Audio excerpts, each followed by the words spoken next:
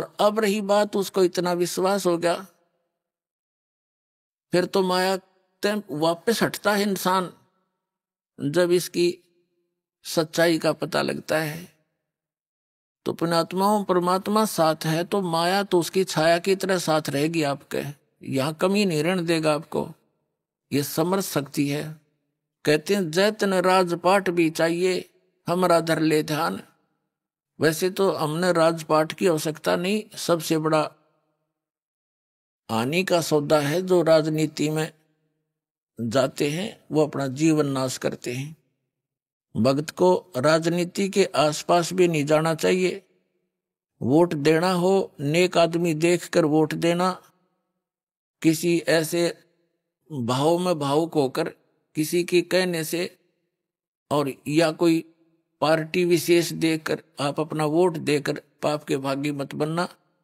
क्योंकि आपके द्वारा दिया गया वोट से जो चुना हुआ व्यक्ति है, यदि वो गलतियां करता है तो उसका रेसो में पाप आपको भी लगेगा। तो ये ध्यान रखना है, अपने वोट का सदुपयोग करना है, करो कितना, क्योंकि राजा तो एक चुनना ही पड़ेगा व्यवस्था बनाए रखने के लिए, इतनी सी बात। लेकिन स्वयं उस व्यवस्था में सड़ना नहीं, आपने परमात्मा पाना है, यहां से मन हटाना है।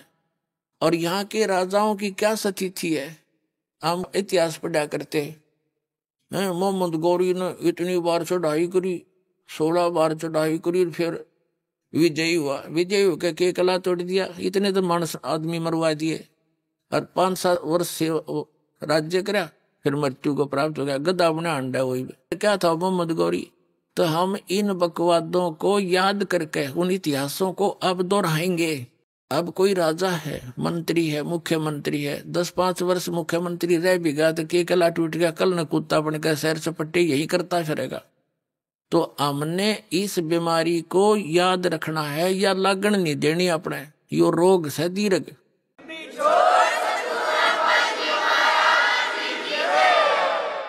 अब जैसे क्या याद दिलाते परमात्मा, सर्व सोने की लंका थी वो रावण से रणधीरम, एक पलक में राज विराजी जम के पड़े जंजीरम, मन तू सुख के सागर बसरे भाई और न ऐसा यसरे। जैसे कोई अच्छा राजनेता हुआ है और उसकी मृत्यु के उपरांत उसकी यादगार में उसका स्टेच्यू बना दिया, मूर्ति कोई पत्थर पीतल की, 1 वर्ष में उसका सत्कार करने जाते हैं, राजनेता माला डाल देते हैं, दीप जला देते हैं, उसकी आरती उतार देते हैं, और शेष समय में मनमाना वही राजनेता और कौवा बड़का अपने स्टेच्यू पे ऊपर बैठ कर बीट करता हो सिर पे।